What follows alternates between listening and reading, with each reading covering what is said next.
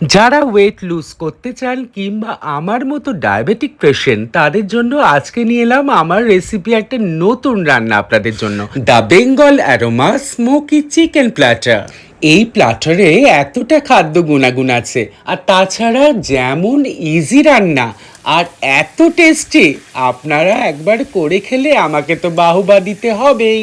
এই খাবার একজনের জন্য কতটা খেতে হবে, কতটা এর ফুল ক্যালোরি আছে, কোন খাবারে কী খাদ্য গুণাগুণ আছে, সব কিন্তু আমি ভিডিও শেষে আপনাদের দিয়ে দিয়েছি। তার জন্য এবার ভিডিওটা ভালো করে লক্ষ্য করে দেখে নিন। প্রথমে 400 গ্রাম চিকেন নেবেন, কারি কাট চিকেন নেবেন, ফ্রেশ চিকেন হলে ভালো হয়, প্যাকেটের চিকেনে অতটা টেস্ট হয় না। তারপরে ঠিক 2 টেবিল স্পুন হোয়াইট অয়েলে ওইটাকে একটু ভাজা ভাজা করে মধ্যিখানে একটা জায়গা করে নেবেন। তাতে 12 থেকে 15 কোয়া থেতো করা রসুন দেবেন, একটা দেবেন শুকনো লঙ্কা। শুকনো লঙ্কাটা আপনারা স্কিপ করে যেতেই পারেন। তারপরে বেঙ্গল অ্যারোমা মানে 5 ফোড়ন, 1 টেবিল স্পুন ভর্তি ভর্তি 5 ফোড়ন দেবেন এবং সমস্ত উপকরণ মাংসের সাথে ভালো করে ভেজে নেবেন। এই রান্নায় কিন্তু একদম জল দেব না। তারপর মাঝারি সাইজের একটা পেঁয়াজ কুচি কেটে কেটে দিয়ে দেবেন।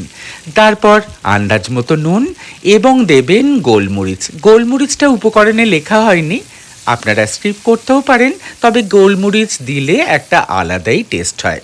তারপর ঢাকা দিয়ে দেব নাড়াচাড়া করে, আর করে দেব একদম আগুনটাকে সিম। আপনারা সিম করে এটাকে পুরো ঢাকা দিয়ে রান্না করবেন, কিন্তু তাহলে মাংসর টেস্টও বাড়বে আর সফটও হবে।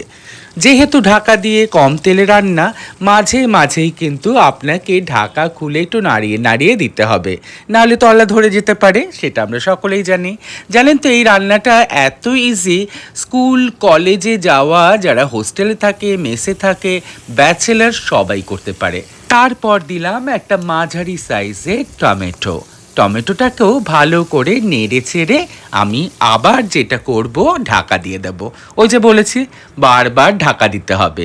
তারপর আর কি ঢাকাটা কিছুক্ষণের জন্য খুলে এই আর কি 5 থেকে 7 মিনিট। তারপর আমি কিন্তু শুকনো লঙ্কাটাকে একদম সরিয়ে দিয়েছি। যারা ঝাল খেতে পছন্দ করেন না করলেও পারেন, না সরালেও পারেন, সেটাকে মেখে চটকে খেয়ে নেবেন। যেহেতু আমি শুকনো লঙ্কাটাকে ফ্লেভারের জন্য দিয়েছিলাম, চাপা দিয়ে রান্না করতে সমস্ত ফ্লেভার মোটামুটি ঢুকে গেছে। তারপর 2 টেবিল স্পুন সোয়া সস দিলাম, ভালো করে দেখলেন আপনারা। আবার আমি নাড়াচাড়া করে এবার অনেকটা রান্না আমার কিন্তু কমপ্লিটের দিকে। দেখেছেন তো কি ইজি রান্নাটা, আর দেখতে হবে ঠিক এরকম। জানেন তো ফ্রেশ চিকেন এই জন্যই বলেছি, মানে বাজারে গিয়ে নিজের হাতে চিকেন কেটে আনবেন, মানে নিজে না, চোখের সামনে দাঁড়িয়ে, তাহলে চিকেন থেকে যথেষ্ট ফ্যাট মানে তেল বেরোবে। তারপর যেটা দেখলেন একটা মিডিয়াম সাইজের ক্যাপসিকাম গ্রিন, যেইটা লম্বা লম্বা আমি কেটে নিয়েছি। লম্বা কাটলে দেখতে একটু সুন্দর হয় আর কি, আর যেটা বলেছি দেখতে সুন্দর মানেই খেতে তার ডবল টেস্ট বেড়ে যায়, তাই তো? জানেন তো হিসেব মতো আমাদের একজনকে মানে ডায়াবেটিস কিংবা যারা ওয়েট লস করতে চাইছেন, হিসেব মতো 12 থেকে 1500 ক্যালোরি আমাদের দিনে খাওয়া উচিত।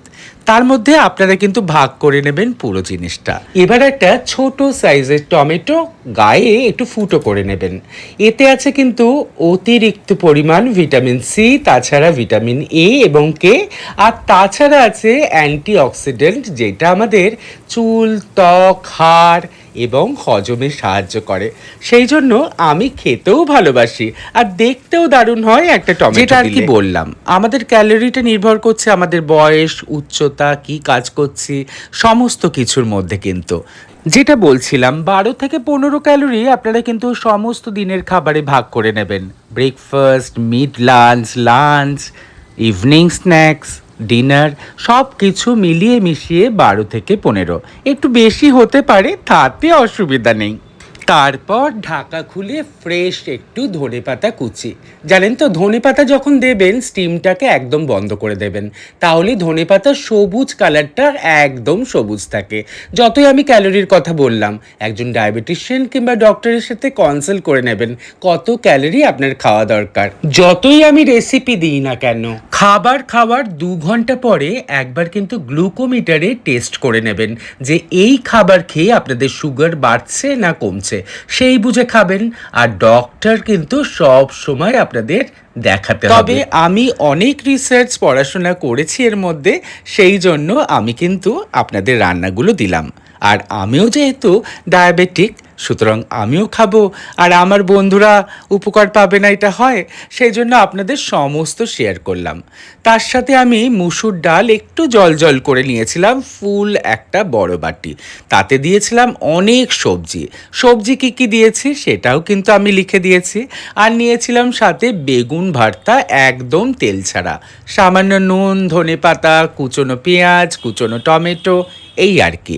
আমার এই ডালের সাথে কিন্তু আমি 1/2 কাপ পরিমাণ স্টিম রাইস নিয়েছি। অবশ্যই মাঠটাকে পুরো গেলে নিতে হবে, কিন্তু প্রেসার কুকারের গলা ভাত নিলে কিন্তু হবে না। আপনারা চাইলে লাল চালের ভাতও নিতে পারেন। তবে একটা জিনিস বলবো, একবার আমার এই রেসিপিটা যেটা নিজে নিজে বানিয়েছি একবার করে খাবেন, বিশ্বাস করুন। 5 ফোড়ন মানে বেঙ্গল অ্যারোমার একটা অসাধারণ গন্ধ বেরোচ্ছিল। আমি তো দারুণ এনজয় করেছি। আপনাদের কেমন লাগলো জানাবেন এই রান্না দেখে, আর খেয়ে জানাবেন খেতে কতটা ভালো হয়েছে। সবাইকে খুব ভালো রাখবেন, নিজেকে খুব ভালোবেসে রাখবেন, হেলদি খাবেন, হেলদি থাকবেন। তাহলে বন্ধুরা আজকে আসি, আমি চললাম আপনাদের জন্য আর একটা নতুন রান্নার জোগাড়ে, আর একটা নতুন গল্পের সন্ধানে।